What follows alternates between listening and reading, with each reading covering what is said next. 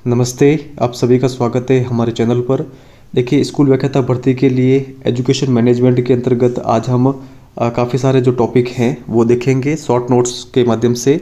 Exam के समय ये शॉर्ट नोट्स काफ़ी अधिक हेल्पफुल साबित होंगे अगर आप इनको नोट डाउन करते हैं तो।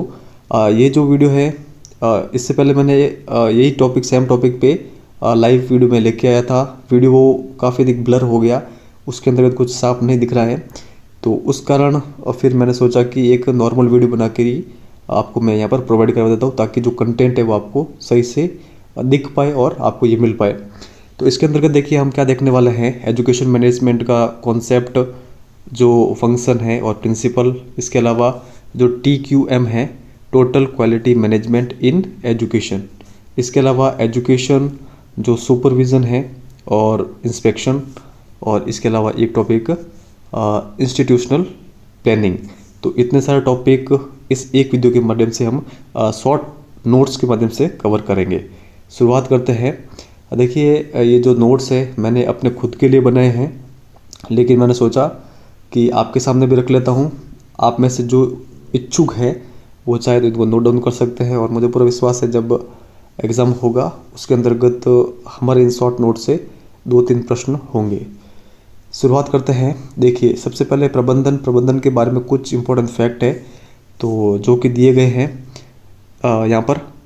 सबसे पहले देखिए, FW टेलर, इनको कहा जाता है वैज्ञानिक प्रबंधन का पिता, और हेनरी फेयल को कहा जाता है जो प्रबंधन के सिद्धांत है उनके जन्मदाता। तो ये 2 फैक्ट आप ध्यान रखिए। प्रबंधन या फिर शैक्षिक प्रबंधन की विशेषता क्या होती है ये हम देखते हैं। प्रबंधन एक कला है, ये आप ध्यान रखिए। प्रबंधन एक विज्ञान है। प्रबंधन कला और विज्ञान दोनों हैं। यह एक उद्देश्यपूर्ण प्रक्रिया है, बहुआयामी, और इसे हम दूसरा अगर हम कहें तो ये एक जटिल प्रक्रिया है। परिणाम उन्मुखी यानी रिजल्ट ओरिएंटेड प्रक्रिया है। इसके अलावा जो अपना प्रबंधन है वो प्रबंधन हमेशा गतिशील होता है और परिवर्तनशील ये होता है। इसके अलावा यह एक सर्वव्यापी, सार्वकालिक, सार्वभौमिक और सामूहिक प्रक्रिया है। इम्पोर्टेंट फैक्ट है, ये आप ध्यान रखिए। इसके अलावा जो प्रबंधन है, प्रबंधन हमेशा व्यवस्थित और अनुशासनात्मक होता है, और इसके अंतर्गत प्रभावी नेतृत्व प्रेरणा हमें मिलती है। तो प्रभावी नेतृत्व प्रेरणा प्रदान करना, ये सभी इसकी विशेषता है प्रबंधन की।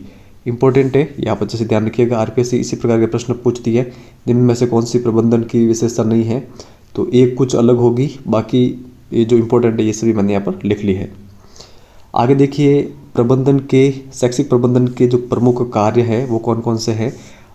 इंग्लिश टर्म्स आप इनकी जरूर ध्यान रखिएगा। नियोजन यानी प्लानिंग, डिसीजन निर्णय, संगठन ऑर्गेनाइजेशन, डायरेक्टिंग निर्देशन, स्टाफिंग नियुक्ति, कोऑर्डिनेशन समन्वयन, नव प्रवर्तन इनोवेशन, कंट्रोल नियंत्रण, इंटीग्रेशन एकीकरण, कम्युनिकेशन संप्रेषण, मोटिवेशन यानी अभिप्रेरणा, और एक है प्रणाली नियंत्रण। तो ये सभी कार्य है शैक्षिक जो प्रबंधन है इसके। तो आप अच्छे से ध्यान रखिएगा। वापस देख लेते हैं एक बार। नियोजन, निर्णय, संगठन, निर्देशन, नियुक्ति, समन्वयन, नव प्रवर्तन, नियंत्रण, एकत्रीकरण, संप्रेषण, अभिप्रेरणा, प्रणाली नियंत्रण। आगे यहाँ पर देखते हैं इसके उद्देश्य। तो इसके उद्देश्य क्या क्या है, ऐसे इसके काफ़ी सारे इसके उद्देश्य हैं, इंपॉर्टेंट हम देखते हैं। शिक्षा व्यवस्था को सुनियोजित रूप से संचालित करना, बच्चों का सर्वाधिक या फिर सर्वांगीण विकास करना, कार्मिकों में व्यावसायिक क्षमताओं का संवर्धन करना, और नीतिगत निर्णय लेना। तो ये सभी इसके उद्देश्य होते हैं प्रबंधन के। प्रबंधन के सिद्धांत, प्रिंसिपल, डायरेक्टली सिलेबस के अंतर्गत हमारे मेंशन है। तो प्रिंसिपल के अंतर्गत इसके अंतर्गत आता है, एक है प्राचीन विचारधारा, एक मानवीय विचारधारा, और एक है व्यवहारिक विचारधारा। प्राचीन विचारधारा के अंतर्गत वैज्ञानिक प्रबंधन, प्रशासनिक प्रक्रिया, क्लासिकल प्रबंधन और नौकरशाही विचारधारा आती है। वैज्ञानिक प्रबंधन का संबंध है टेलर से। जो प्रशासनिक प्रक्रिया विचारधारा है इसका संबंध हेनरी फेयल से। क्लासिकल प्रबंधन का संबंध गुलिक, उर्विक, मुने, रेले इनसे हैं। नौकरशाही विचारधारा का संबंध मैक्स वेबर से है। मानवीय विचारधारा का संबंध, इसका संबंध है एल्टन मेयो से। और व्यवहारवादी विचारधारा का संबंध Mary Parker Follett, Chester Barnard और क्रिस आर्गिस से हैं। अब देखिए इसके अंतर्गत जो वैज्ञानिक प्रबंधन है, वैज्ञानिक प्रबंधन के अंतर्गत ही एक वर्ड यूज होता है मानसिक क्रांति। तो ये आप ध्यान रखिएगा। इसके बारे में टेलर ने कहा था कि मानसिक क्रांति वैज्ञानिक प्रबंधन आंदोलन का सार है। तो ये थोड़ा सा आप ध्यान रखिएगा, ये एक फैक्ट है। इस टॉपिक से जो कॉन्सेप्ट वाले प्रश्न हैं वो अधिकतर बनते हैं। अब देखिए टेलर की वैज्ञानिक प्रबंधन की तकनीकें, तो इनके द्वारा 4 तकनीक बताई गई है। कौन कौन सी? एक है फंक्शनल फॉर्मेनशिप यानी कार्यात्मक फॉर्मेनशिप, इसको इन्होंने 8 भागों में बांटा है। नियोजन इंचार्ज के रूप में 4 फॉर्मेनशिप बताई इनके द्वारा, और इन्होंने 4 फॉर्मेनशिप उत्पादन इंचार्ज के रूप में बताई हैं। तो एक तकनीक ये हो गई कार्यात्मक फॉर्मेनशिप। एक तकनीक इनके द्वारा बताई गई है समय, गति, थकान अध्ययन। तीसरी है विभेदात्मक मजदूरी दर प्रणाली, और एक है अपवाद का सिद्धांत। तो ये जो इम्पोर्टेंट फैक्ट है ये आप ध्यान रखिए। आगे हम देखते हैं। देखिए प्रशासनिक प्रक्रिया विचारधारा, इसका संबंध है हेनरी फेयोल से। इनकी पुस्तक का नाम आप जरूर ध्यान रखिएगा, जनरल एंड इंडस्ट्रियल मैनेजमेंट। तो ये इनकी पुस्तक है। इस पुस्तक के अंतर्गत इनके द्वारा एक इम्पोर्टेंट विचारधारा कह सकते हैं, इम्पोर्टेंट टर्म्स कह सकते हैं, ये दी गई POCCC। इसकी फुल फॉर्म आप जरूर ध्यान रखिएगा, planning, organisation, command and coordination and control. तो 3 C में एक C का मतलब है कमांड, एक का है कोऑर्डिनेशन और एक का है कंट्रोल। और P से मतलब है प्लानिंग, O से मतलब है ऑर्गेनाइजेशन। यहाँ से RPSC के द्वारा कई बार प्रश्न पूछे गए हैं। प्रश्न इस प्रकार का है कि निम्न में से हेनरी फेयोल के द्वारा नहीं बताया गया है प्लानिंग, ऑर्गेनाइजेशन, बजटिंग या फिर कमांड। तो कमांड, इसके अंतर्गत बजटिंग शामिल नहीं है। अधिकतर कमांड जो ये है, अधिकतर इसके अंतर्गत बजटिंग वाला जो है वो चौथे ऑप्शन के रूप में आता है। तो आप जरूर ध्यान रखिएगा। बजटिंग का जो ये टर्म्स है ये गुलिक के द्वारा दी गई है पोस्ट कॉर्ब के अंतर्गत, वो हम आगे देखने वाले हैं। फेयोल के प्रबंधन के 14 सिद्धांत, तो प्रबंधन के 14 सिद्धांत इनके द्वारा दिए गए। इनके नाम आप जरूर ध्यान रखिएगा। इनके द्वारा जो फर्स्ट सिद्धांत दिया गया है वो है कार्य विभाजन। इसके अलावा है अधिकार व उत्तरदायित्व, अनुशासन, आदेश की एकता, निर्देश की एकता, व्यक्तिगत हित की तुलना में सामान्य हित को अधिक महत्व देना, पारिश्रमिक केंद्रीकरण, जो स्केलर श्रृंखला है ये। इसके अंतर्गत इनके द्वारा एक जो है सिद्धांत समझाया गया है गैंग प्लंक का। तो ये भी आप ध्यान रखिएगा। ये सिद्धांत किनका है? फेयोल का है। व्यवस्था, ऑर्डर, क्षमता, इक्विटी, कार्मिकों के कार्यकाल का स्थायित्व, पहल और सहयोग की भावना। तो ये प्रबंधन के 14 सिद्धांत बताए गए थे हेनरी फेयोल के द्वारा। तो ये 14 सिद्धांत आप ध्यान रखिएगा। इनकी पुस्तक का नाम ध्यान रखिएगा और POCCC इसकी फुल फॉर्म आप जरूर ध्यान रखिएगा। आगे देखते हैं। शास्त्रीय विचारधारा, इससे संबंधित हैं गुलिक और उर्विक। इनकी पुस्तक का नाम आप ध्यान रखिएगा, papers on the science of administration. 1937 के अंतर्गत ये पुस्तक इनके द्वारा लाई गई थी। तो इसके अंतर्गत देखिए शास्त्रीय विचारधारा के अंतर्गत सबसे पहले हैं लूथर गुलिक। इनके द्वारा एक इम्पोर्टेंट टर्म्स दी गई पोस्ट कॉर्ब। इसके फुल फॉर्म आप ध्यान रखिएगा। P से मतलब है प्लानिंग, O से है ऑर्गेनाइजिंग, S से स्टाफिंग, D से डायरेक्टिंग, C से कोऑर्डिनेशन और R से है रिपोर्टिंग और B से है बजटिंग। ऊपर मैंने बताया था जो हेनरी फेयोल है, हेनरी फेयोल ने बजटिंग की जो ये टर्म्स है ये नहीं दी है, ये दी गई है लूथर गुलिक के द्वारा। आप ये जरूर ध्यान रखिएगा। अब देखिए आगे देखते हैं गुलिक के प्रबंधन के सिद्धांत। ये काफ़ी अधिक इम्पोर्टेंट है, तो इसको देखते हैं। गुलिक के जो प्रबंधन के सिद्धांत हैं उसके अंतर्गत सबसे पहले है कार्य विभाजन। सेकंड इनके द्वारा दिया गया है विभागीय संगठनों के आधार। इसके अंतर्गत इन्होंने 4P की टर्म्स दी हैं। 4P से इनका मतलब है पर्पस, प्रोसेस, पर्सन और प्लेस। थर्ड सिद्धांत इनके द्वारा दिया गया है पद सोपान द्वारा समन्वय। चौथा है सचेत समन्वय, पांचवा है समितियों द्वारा समन्वय, विकेंद्रीकरण, आदेश की एकता, सूत्र व स्टाफ, प्रत्यायोजन, नियंत्रण का क्षेत्र। तो 10 सिद्धांत गुलिक के द्वारा दिए गए हैं, आप जरूर ध्यान रखिएगा। और हेनरी फेयोल ने दिए थे 14 सिद्धांत। आगे देखते हैं उर्विक ने 8 सिद्धांत दिए हैं। तो 8 सिद्धांत कौन कौन से हैं? ये 8 सिद्धांत हैं: नियंत्रण का क्षेत्र, उद्देश्य का सिद्धांत, स्केलर श्रृंखला, विशिष्टीकरण का सिद्धांत, परिभाषा सिद्धांत, समन्वय सिद्धांत, समानता का अधिकार और उत्तरदायित्व का सिद्धांत। तो ये 8 जो सिद्धांत है वो उर्विक के द्वारा दिए गए थे। अब देखिए ये जो सिद्धांत है इनके नाम तो हमें रटने ही होंगे और ये हमें याद भी तब होंगे जब हम इनका बार बार रिवीजन करेंगे। तो इस प्रकार के शॉर्ट नोट्स आपको बनाने चाहिए ताकि अगर आप इनको बार बार पढ़ेंगे तो ये आपको याद हो जाएंगे। 3rd नंबर पर है मूने व रेले। इनकी बुक का नाम आप ध्यान रखिए, ऑनवर्ड इंडस्ट्री, 1931 में आई थी। इसमें इन्होंने 4 सिद्धांत बताए: प्रबंधन के, कार्यात्मक विभेदीकरण, समन्वय या तालमेल, स्केलर प्रक्रिया और सूत्र व स्टाफ। तो ये आप ध्यान रखिए। इसके अलावा कुछ इंपॉर्टेंट और यहाँ पर प्रतिमान दे रखे हैं जिसके अंतर्गत नौकरशाही प्रतिमान, इसके अंतर्गत नौकरशाही के प्रकार बताए गए हैं। मार्क्स के द्वारा 4: अभिभावक नौकरशाही, जातीय नौकरशाही, संरक्षक नौकरशाही और योग्यता आधारित नौकरशाही। तो ये आप ध्यान रखिएगा। इसके अलावा देखिए मैक्स वेबर, इनके द्वारा सत्ता के 3 प्रकार बताए गए हैं: परंपरागत सत्ता, करिश्मय सत्ता और वैधानिक या फिर कानूनी सत्ता। मैक्स वेबर की पुस्तक का नाम भी आप ध्यान रखिएगा, the theory of social and economic organisation.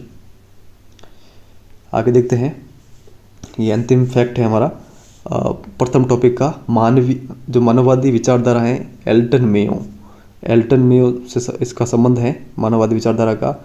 इसके अंतर्गत इनके द्वारा एक प्रयोग किया गया था, हाथोन प्रयोग। इस प्रयोग के अंतर्गत इनके सहयोगी थे रोथलिसबर्गर, T.N. व्हाइट हेड और W.J. डिक्सन।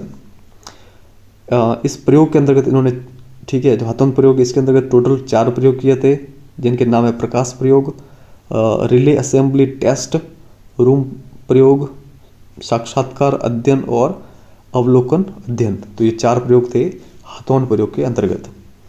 तो ये हमें थोड़े से ध्यान रखना है, एग्जाम में यहाँ से प्रश्न बन सकता है। अब देखिए आगे वाला टॉपिक काफ़ी अधिक इंपॉर्टेंट है, आरपीएससी के द्वारा यहाँ से प्रश्न भी पूछा गया है, वो हम देखेंगे। TQM यानी total quality management in education, शिक्षा में संपूर्ण गुणवत्ता प्रबंधन। संपूर्ण गुणवत्ता प्रबंधन, इसके अंतर्गत ये किस प्रकार की प्रक्रिया है? तो ये है एक उपभोक्ता उन्मुखी व प्रक्रिया उन्मुखी प्रक्रिया या फिर एक कॉन्सेप्ट। तो आप ध्यान रखिएगा, उपभोक्ता उन्मुखी है और प्रक्रिया उन्मुखी है। TQM जापानी शब्द काइजेन से प्रेरित है जिसका अर्थ होता है सुधार या अधिक उत्तम के लिए परिवर्तन। TQM की अवधारणा के विकास कालक्रम, तो ये देखते हैं हम। इसके अंतर्गत जो बर्गसेन व क्ले फजो, इनके द्वारा 4 प्रकार के क्रम बताए गए हैं, विकास क्रम। इसके अंतर्गत कौन कौन से हैं? एक है गुणवत्ता निरीक्षण अध्ययन, गुणवत्ता नियंत्रण अध्ययन, गुणवत्ता आश्वासन और चौथा है TQM। अपने सिलेबस के अंतर्गत ये है TQM। एडवर्ड सेलिज, इनके द्वारा जो पुस्तक लिखी गई है वो है TQM इन एजुकेशन। इनके द्वारा इस पुस्तक में जो इसकी टाइम पीरियड बताया गया TQM का, वो बताया गया है कि इसकी उत्पत्ति हुई थी 1980 से 1990 के दशक में। कुछ इंपॉर्टेंट फैक्ट हैं, फैक्चुअल फैक्ट जो हमें रखने होंगे या फिर याद करने होंगे। विलियम एडवर्ड डेमिंग, इनको TQM का जनक कहा जाता है। कोरू इशिकावा, ये जापान के हैं और इनके द्वारा दिया गया था गुणवत्ता चक्र। जोसेफ M जुरान, इनके द्वारा जुरान ट्रायोलॉजी दी गई थी जिसके अंतर्गत 3 इंपॉर्टेंट टर्म्स इनके द्वारा दी गई, प्लानिंग, इम्प्रूवमेंट और कंट्रोल। तो ये आप ध्यान रखिए। TQM के शिक्षा क्षेत्रीय आयाम, यहाँ से आरपीएससी के द्वारा प्रश्न बनाया हुआ है। प्रश्न यह था कि शिक्षण जो अधिगम प्रक्रिया है, पाठ्यक्रम है, मूल्यांकन है, और संभाषण हैं, ये किस आयाम के अंतर्गत शामिल हैं? तो ये हैं TQM के बौद्धिक आयाम के अंतर्गत शामिल। इसके अलावा जो भौतिक आयाम है इसमें भवन, पेयजल, टंकी, कंप्यूटर लैब ये सभी शामिल हैं। भावात्मक आयाम के अंतर्गत हैं संबंध, जो संबंध होते हैं, शिक्षक हो गया, शिक्षार्थी हो गए, इनके मध्य जो संबंध होते हैं वो इसके अंतर्गत आते हैं। आध्यात्मिक आयाम के अंतर्गत मूल्य, प्रयोग, नवाचार, खोज, लक्ष्य ये सभी आते हैं। तो आपसे RPSC यहाँ से वापस प्रश्न पूछ सकती है, तो कौन से आयाम के अंतर्गत क्या चीज़ दे रखी है वो आपको ध्यान में रखना है। आगे यहाँ पर है, देखिए मायरॉन ट्राइबस, इनकी पुस्तक है TQM यानी total quality management in education. तो ये आप ध्यान रखिए, इसमें गुणवत्ता प्रबंधन के 7 तत्व बताए गए हैं। तो इस पुस्तक के अंतर्गत जो 7 तत्व बताए गए हैं गुणवत्ता प्रबंधन के, कौन कौन से हैं? फिलोसॉफी, सबसे पहला है फिलोसॉफी यानी दर्शन, विजन दृष्टिकोण, स्ट्रेटजी रणनीति, स्किल कौशल, रिसोर्सेज यानी साधन, रिवॉर्ड्स यानी पुरस्कार और ऑर्गेनाइजेशन। तो ये 7 तत्व आप जरूर ध्यान रखिएगा, दर्शन, दृष्टिकोण, रणनीति, कौशल, साधन, पुरस्कार और संगठन। ऊपर देखिए हमने ये पुस्तक और देखी थी TQM इन एजुकेशन, तो दोनों अलग अलग पुस्तकें आप ध्यान रखिएगा। TQM इन एजुकेशन एक तो है ये एडवर्ड सेलिज की, और एक पुस्तक इनकी भी है मायरॉन ट्राइबस की। आगे देखिए शिक्षा क्षेत्र के उपभोक्ता, तो ये भी इम्पोर्टेंट है। इसके अंतर्गत 2 उपभोक्ता होते हैं, एक होते हैं बाह्य, एक होते हैं आंतरिक।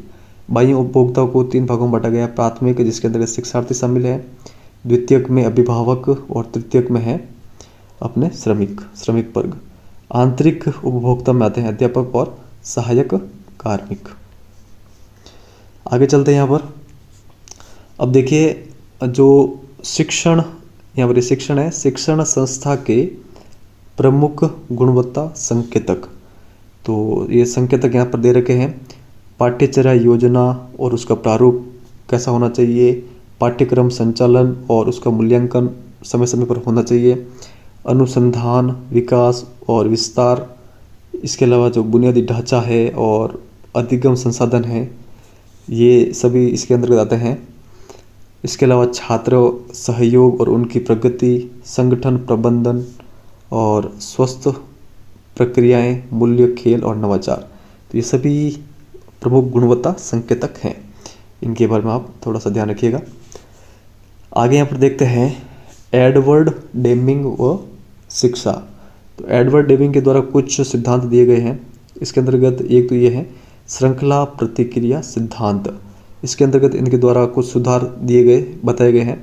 एक तो है गुणवत्ता में सुधार, उत्पादन में सुधार और इसके अलावा बाजारों में बने रहना। तो ये चीज़ें इसके अंतर्गत इनके द्वारा बताई गई हैं। ये इतनी इंपॉर्टेंट नहीं है तो भी आप थोड़ा सा ध्यान रख लीजिएगा। इनके द्वारा गुणवत्ता नियंत्रण के 14 बिंदु बताए गए हैं, ये आप थोड़ा सा ध्यान रख लीजिएगा। भारत में TQM गुणवत्ता नियंत्रण की 2 संस्थाएं हैं भारत के अंतर्गत। इसके अंतर्गत एक है भारतीय मानक संस्थान, एक है भारतीय गुणवत्ता परिषद। तो भारतीय जो मानक संस्थान है ये, इसके द्वारा राजीव गांधी गुणवत्ता पुरस्कार दिया जाता है। ये शुरू हुआ था 1971 में। और जो गुणवत्ता परिषद है इसके द्वारा शाह पुरस्कार और गुणवत्ता चैंपियन पुरस्कार दिया जाता है। आगे यहाँ पर देखिए नाबेट यानी NABET, इसकी फुल फॉर्म आप ध्यान रखिएगा, नेशनल एक्रेडिटेशंस, ठीक है, board for education and training. तो ये इसकी फुल फॉर्म है, आप ध्यान रखिए। इसके अलावा देखिए TQM जो है उसका सर्वोच्च पुरस्कार कौन सा है, तो ये है डेमिंग पुरस्कार। सिद्धांत देख लेते हैं जो कि सबसे अधिक इंपॉर्टेंट है। TQM के सिद्धांत कौन कौन से हैं, इसके अंतर्गत है ग्राहक केंद्रित सिद्धांत, एकीकृत दृष्टिकोण का सिद्धांत, प्रक्रिया उपागम सिद्धांत, निरंतर सुधार का सिद्धांत, प्रभावी संचार का सिद्धांत, तथ्य आधारित निर्णय सिद्धांत, संपूर्ण कर्मचारियों की सक्रिय भागीदारी का सिद्धांत, रणनीतिक व व्यवस्थित दृष्टिकोण का सिद्धांत, संबंध प्रबंधन का सिद्धांत।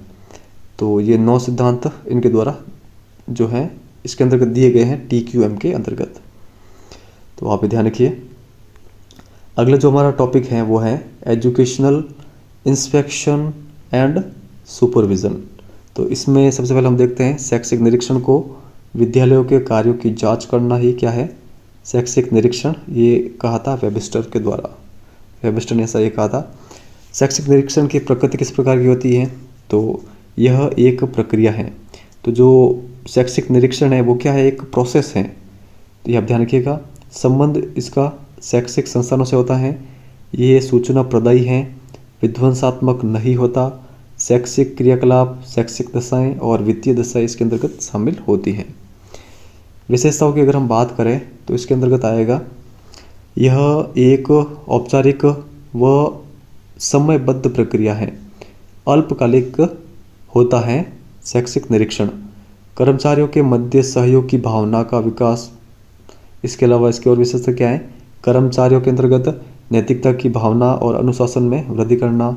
सरकारी योजनाओं का लाभ जन जन में पहुंचाने की संभावना बढ़ती है। ठीक है, तो ये सब इसके अंतर्गत आते हैं शैक्षिक निरीक्षण के अंतर्गत। आगे देखिए, उद्देश्य की अगर हम बात करें तो उद्देश्य में इसके अंतर्गत है शैक्षिक संस्थाओं की आवश्यकताओं की जानकारी प्राप्त करना, पाठ्यक्रम समस्याओं की पहचान करना, उन्हें बेहतर बनाना। इसके अलावा और कई सारे उद्देश्य होते हैं शैक्षिक निरीक्षण के। ये दो इम्पोर्टेंट है, तो ये आप थोड़ा सा ध्यान रखिए। शैक्षिक निरीक्षण के क्षेत्र आप जरूर ध्यान रखिएगा। इसके अंतर्गत हैं शिक्षण अधिगम संबंधी जो तथ्य हैं, अनुशासन से संबंधित हैं, यानी जैसे कि बच्चों में अनुशासन बढ़ रहा है, घट रहा है, या फिर अनुशासन की आवश्यकता है, तो उसके लिए शैक्षिक निरीक्षण किया जा सकता है। शिक्षक के व्यवहार को लेकर भी प्रधानाचार्य के द्वारा जो बड़े अधिकारी होते हैं उनके द्वारा शैक्षिक निरीक्षण किया जा सकता है। तो इसी तरह और भी हैं, विद्यालय की आर्थिक स्थिति हो गई, शैक्षिक स्थिति हो गई, विषय पर शिक्षकों का स्वामित्व है, विभिन्न शैक्षिक योजनाओं का विद्यालय स्तर पर क्रियान्वयन और विद्यालय की गुणवत्ता। तो इन सभी को लेकर शैक्षिक निरीक्षण किया जा सकता है। तो ये सभी शैक्षिक निरीक्षण के क्षेत्र हैं। प्रकार की अगर हम बात करें तो इसके अंतर्गत आते हैं नियमित आंतरिक निरीक्षण, विद्यालय प्रशासन की जांच के लिए निरीक्षण, विशेष निरीक्षण, अनुवर्ती निरीक्षण, संपूर्ण निरीक्षण, नए विद्यालयों को मान्यता देने के लिए निरीक्षण और वित्तीय अव्यवस्था संबंधी निरीक्षण। अब देखिए पर्यवेक्षण, सुपरविजन इसके अंतर्गत क्या है? इसका शाब्दिक अर्थ होता है उच्च दृष्टि। राष्ट्रीय शिक्षा आयोग 1964-66 ने इसे रीढ़ की हड्डी भी कहा है पर्यवेक्षण को। इसके उद्देश्य क्या है? तो इसके उद्देश्य है शिक्षा के सामान्य उद्देश्यों से, चाहे शिक्षक हो, चाहे छात्र हो, आसपास के लोग हो, अभिभावक हो, उन सभी को परिचित कराना। शिक्षकों की कार्यक्षमता व योग्यता में वृद्धि करना इसका मुख्य उद्देश्य है शैक्षिक पर्यवेक्षण का। इसकी विशेषताओं की अगर हम बात करें तो इसका जो क्षेत्र है वो व्यापक होता है। ये एक सतत प्रक्रिया है, वैज्ञानिक है, वैधता, विश्वसनीयता और क्रमबद्धता का गुण इसके अंतर्गत पाया जाता है पर्यवेक्षण में। शैक्षिक पर्यवेक्षण के प्रकार की अगर हम बात करें तो इसके अंतर्गत निरीक्षणात्मक अथवा संशोधनात्मक पर्यवेक्षण आता है, नियंत्रणात्मक या फिर निरोधात्मक पर्यवेक्षण, सहयोगी लोकतांत्रिक पर्यवेक्षण, वैज्ञानिक पर्यवेक्षण और एक है संरचनात्मक पर्यवेक्षण। ये 5 प्रकार के जो पर्यवेक्षण है वो इसके अंतर्गत आते हैं। तो ये इसके प्रकार हो गए। आगे यहाँ पर देखिए कुछ इंपॉर्टेंट विशेषता हैं। शैक्षिक पर्यवेक्षण अबाध्यकारी व सहयोगी प्रक्रिया है। इसका जस्ट उल्टा है कि जो शैक्षिक निरीक्षण है ना, वो आप ध्यान रखिएगा, वो एक तो बाध्यकारी है और सहयोगी प्रक्रिया भी नहीं है। यह जो शैक्षिक पर्यवेक्षण है यह दायित्व बोध से भरा है, जबकि शैक्षिक निरीक्षण दायित्व बोध से भरा नहीं है। एक नवीन अवधारणा है, सकारात्मक दृष्टिकोण है शैक्षिक पर्यवेक्षण, जबकि जो शैक्षिक निरीक्षण है ये एक प्राचीन अवधारणा है और ये नकारात्मक दृष्टिकोण रखता है। तो ये थोड़ा सा आप ध्यान रखिएगा। तो इस टॉपिक से संबंधित जो इम्पोर्टेंट फैक्ट है वो हम देखें। अब लास्ट हमारा जो टॉपिक है वो हम देख लेते हैं। इसका नाम है संस्थागत नियोजन, इंस्टीट्यूशनल प्लानिंग। इसका अर्थ होता है आधारभूत संगठन के स्तर पर नियोजन ही संस्थागत नियोजन है। यानी आधारभूत संगठन जैसे हम अपने विद्यालय को भी ले सकते हैं। विद्यालय स्तर पर जो हम प्लानिंग करते हैं, चाहे शिक्षा को बढ़ावा देने के लिए या किसी भी प्रकार की तो वो क्या होती है, संस्थागत नियोजन होता है, वो संस्था की प्लानिंग होती है। तो ये आप ध्यान रखिएगा। इसके उद्देश्य देखते हैं। शैक्षिक संस्था की संरचना में सुधार करना। इसके अलावा जो है शिक्षण प्रक्रिया को उचित निर्देशन प्रदान करना, उपलब्ध संसाधनों का अधिकाधिक उपयोग करना, शिक्षकों को नवीन विधियों व विचारों के विकास हेतु स्वतंत्रता प्रदान करना, संस्थागत सुविधाओं का सुधार करना और पाठ्य सहगामी कार्यक्रमों को विकसित करना। तो ये सभी इसके क्या है, उद्देश्य है। संस्थागत नियोजन की विशेषता कौन कौन सी है, तो इसके अंतर्गत है, यह उपलब्ध संसाधनों के अधिकतम उपयोग के सिद्धांत पर आधारित है। जो अपना संस्थागत नियोजन है यह एक लक्ष्योन्मुखी प्रक्रिया है। तो ये आप ध्यान रखिएगा। विद्यालय सुधार और विकास को फोकस करता है। नियोजन एक लचीली प्रक्रिया है। लचीली प्रक्रिया कैसे है, जैसे कि प्लानिंग है, हम कोई भी चीज़ प्लान कर रहे हैं तो प्लान करते समय अगर हमें वो प्लान थोड़ा सही नहीं लगे तो हम उसके अंतर्गत क्या कर सकते हैं, अपनी आवश्यकता अनुसार संशोधन कर सकते हैं। अगर हम किसी चीज़ में अपनी आवश्यकता अनुसार संशोधन कर सकते हैं तो वो जो प्रक्रिया होगी वो किस प्रकार की होगी, लचीली प्रक्रिया होगी। यह शिक्षक छात्र अभिभावक की सक्रिय सहयोग वाली सहभागी प्रक्रिया है। समूह कार्य यानी टीम वर्क को प्रेरित करता है। अब देखिए पूरी संस्था का नियोजन इसके अंतर्गत है। तो संस्था का पूरा नियोजन कोई एक व्यक्ति के द्वारा तो होगा नहीं, तो ये एक टीम वर्क होता है पूरा। तो ये टीम वर्क को प्रेरित करता है अपना संस्थागत नियोजन। संस्थागत योजना निर्माण के चरण, देखिए इसके 6 चरण हैं। सबसे पहले विद्यालय की जरूरतों का सर्वे करना, विद्यालय में उपलब्ध संसाधनों का सर्वे करना। थर्ड नंबर पे आएगा फिर कार्यक्रम के विकास के लिए योजना का ड्राफ्ट बनाना, फिर उस ड्राफ्ट योजना को अंतिम रूप प्रदान करना, फिर उस कार्यक्रम को लागू करना और बाद में उसका मूल्यांकन करना। तो ये इसके चरण हैं। ये इम्पोर्टेंट है। संस्थागत नियोजन की प्रक्रिया इसके अंतर्गत सबसे पहले है विश्लेषण यानी एनालिसिस, इसके बाद में है सर्वेक्षण, उसके बाद में है सुधार कार्यक्रम यानी इम्प्रूवमेंट, उसके बाद में है क्रियान्वयन इम्प्लीमेंटेशन और सबसे अंत में है मूल्यांकन इवैल्यूएशन। तो आप ये ध्यान रखिएगा, इसको आप ऐसे याद रख सकते हैं। सबसे पहले एनालिसिस ए, सर्वे एस, एएस, फिर आई। तो ए का मतलब क्या हो गया, एनालिसिस, एस का सर्वे, इम्प्रूवमेंट, फिर इम्प्लीमेंटेशन और इवैल्यूएशन। तो आप जिस तरह इसको याद कर सकते हैं वो आप देख लीजिएगा, याद होना में इम्पोर्टेंट होता है। आगे देखिए संस्थागत नियोजन योजना के क्षेत्र, ये इम्पोर्टेंट है, आप ध्यान रखिएगा। 4 क्षेत्र हैं, शैक्षिक क्षेत्र, सहशैक्षिक क्षेत्र, भौतिक संसाधनों का क्षेत्र और विविध क्षेत्र। शैक्षिक क्षेत्र के अंतर्गत क्या क्या है, इसके अंतर्गत पाठ्यक्रम विभाजन हो गया, वर्तनी सुधार, निदानात्मक परीक्षण, उपचारात्मक परीक्षण, सभी यानी जो शिक्षा से संबंधित जितने भी कार्यक्रम हैं वो सभी इसके अंतर्गत आते हैं।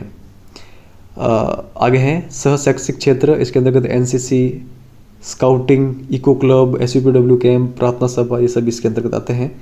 यानी शिक्षा के साथ में जो भी अलग एक्टिविटीज़ हो रही है वो इसके अंतर्गत शामिल है। भौतिक संसाधनों के क्षेत्र में भवन निर्माण हो गया, पानी की टंकी, खेल के मैदान, वृक्षारोपण, इसके अलावा और भी जो भौतिक संसाधनों से संबंधित हैं वो सब इसके अंतर्गत आते हैं। विविध क्षेत्र, इसके अंतर्गत विभागीय कार्यक्रम, विभाग के द्वारा समय समय पर जारी किए जाने वाले जो कार्यक्रम हैं जिसके लिए योजना बनाई जाती है तो वो इसके अंतर्गत आता है विविध क्षेत्र के अंतर्गत। तो ये देखिए संस्थागत नियोजन से संबंधित जो जितने भी फैक्ट हैं वो हमने कवर किए हैं। जो हमने शॉर्ट नोट्स आपके सामने रखे हैं आपको किस प्रकार लगे कमेंट सेक्शन में ज़रूर बताइएगा। बाकी के जितने भी टॉपिक हैं उनके भी शॉर्ट नोट्स मैं आपके लिए जल्द लेके आऊँगा और आशा है कि ये वीडियो आपको पसंद आया होगा। आप अपने अधिक से अधिक फ्रेंड को सजेस्ट जरूर करिएगा। और ये देखिए जितने भी नोट्स बनाए हैं मैंने अपने स्वयं के लिए बनाए हैं, लेकिन दिल की एक इच्छा थी कि मैं ये आपके सामने रखूं, तो ये मैंने आपके सामने रखे हैं। अब आप चाहे तो इनको नोट डाउन कर सकते हैं, अदरवाइज़ आपके पास जो भी मैटर हैं उस मैटर के आप शॉर्ट नोट्स बना सकते हैं। इस वीडियो में इतना ही, धन्यवाद।